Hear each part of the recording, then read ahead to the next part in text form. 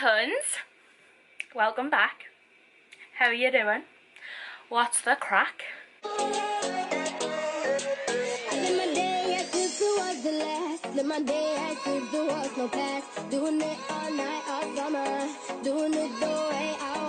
Hello cherubs, it's Demi. Welcome back to my YouTube channel, or if you're just joining us now, welcome! So today's video we are doing my second episode of going to the worst rated places in my area, or 1-star rated things, and today I'm actually booked in to go and get a spray tan in the worst rated spray tan area, salon, place in my area. You know, it's a little bit dodgy. Okay, now you can tell me if I'm wrong, this may not be dodgy to you. However, I found the worst rated salon on Google reviews, which is what I used last time, and it seemed to work really well. So I found the worst rated salon, rang up to book an appointment. The woman was really lovely on the phone, but when she answered the phone she said the name of a different salon.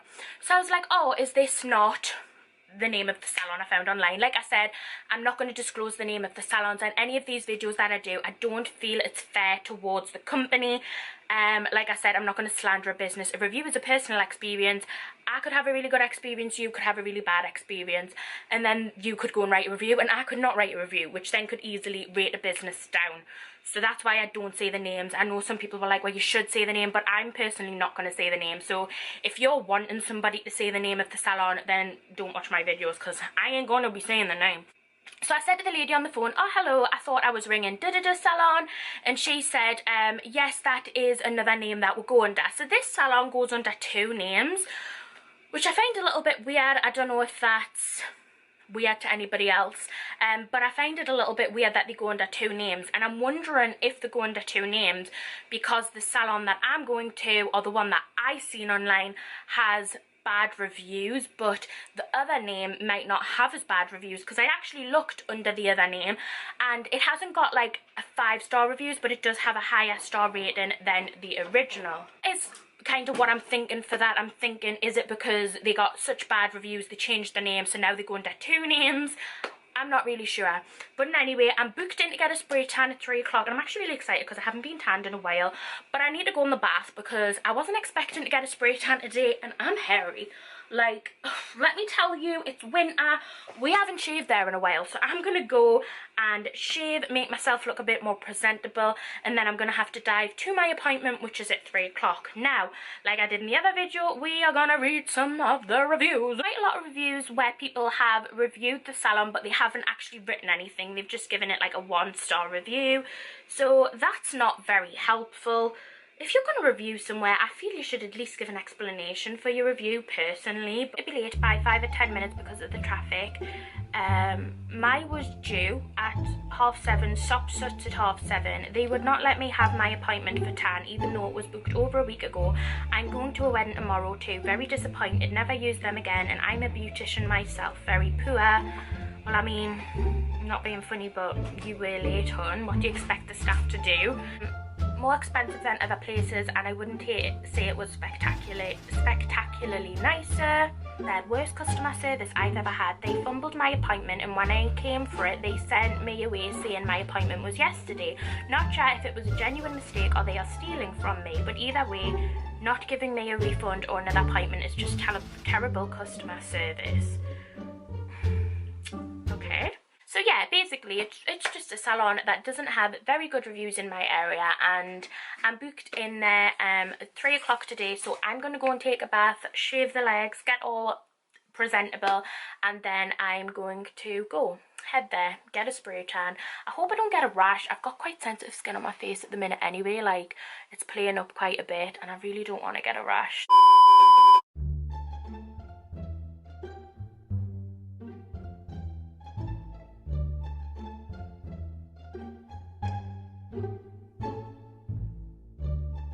Few inches later. Okay, I've had me bath, I'm all prepped. My appointment's at 3 o'clock, it's 22 now. Takes me 10 minutes to get there. am on my way, guys. I'm quite nervous, so I actually had to ring up the salon again to confirm if they took card payments or if I would need to get cash out. They do take card payments, which is great for me because I literally never have cash on us. I do everything by card. So yeah, I do have a bobble because I will have to put my hair up.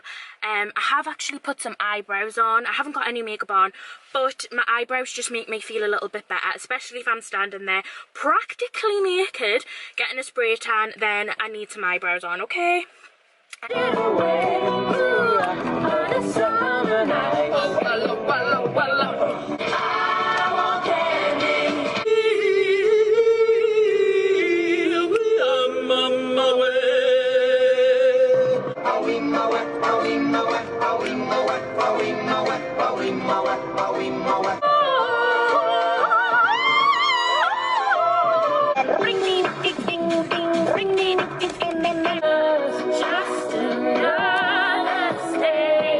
I've arrived. I'm just outside the salon. I'm gonna go in. I'm very, very nervous. So if you like this video, please give it a thumbs up because I actually feel a bit sick. One, because like I actually just hate getting spray tans. I think it's quite awkward. And two, because there's potential this could go really, really wrong.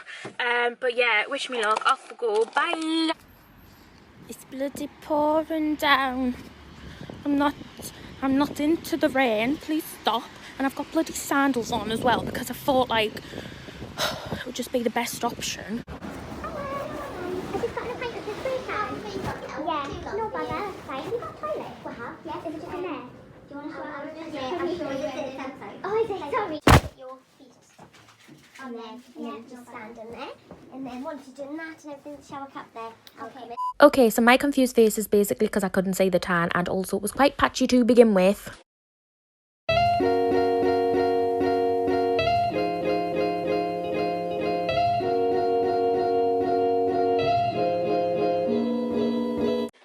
Well, hello there.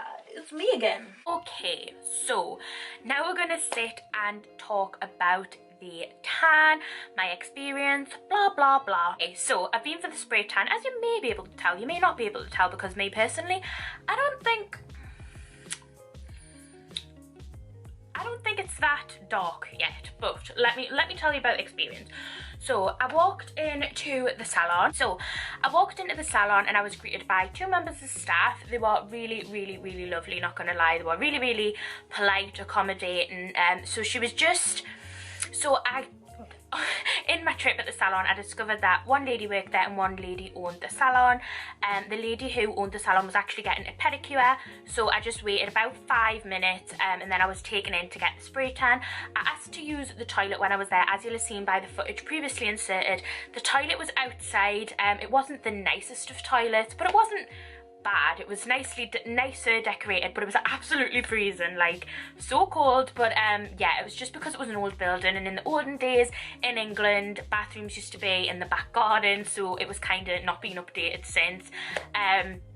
So yeah, the actual salon was really, really modern. I thought it was really nicely done out. Nothing in the salon that made us think like this is grim. It was really nicely done out. So moving on to the spray tan, the lady took us into the room where the spray tan was and told us to undress, which is usual. I asked the lady if I'd be able to keep my bra and knickers on. I understand that you get tan lines, but for me personally, I do prefer to keep my bra and knickers on. She said that was fine, obviously, just that I would get the tan lines, which I knew about. So I was like, yeah, that's cool, thanks very much. So she left me for about, I would say about 10 minutes to undress, get sorted, da-de-da-de-da, which is what I'd done. So the next bit's where I was a little bit like, So the lady come back into the room and then she started setting up the tan machine. So I was standing in my bra and knickers for about 10 minutes before I actually started the spray tan because she was setting up the machine, which in my opinion, I feel like she should have set it up and then got me in to go and get undressed and stuff. That's what my other salon usually do, but she didn't, so I felt a bit awkward standing there in my bra and knickers while she sorted it all out. But anyway, once it was sorted, I stood on the mat and got some foot like sticker things to stop the bottom of my feet going all like discoloured. And I was standing there and she put some moisturiser on my hands and my elbows and knees and rubbed that in, and then she asked if I had any makeup on. I said no, just eyebrows, and she was like, that's okay, you can leave them on. So then she started with the tan. So I did notice that the tan she was using was Saint Tropez, I think you pronounce it, I'm not actually sure how you say it. I haven't had a spray tan from them before. The one that my usual tanning salon uses is Bondi Sands, I think. I'm not 100% sure though, but it's definitely not Saint Tropez. Also as well, I forgot to mention, when I went into the salon, she asked me, she said, oh, there's 4 different types of tan you can have.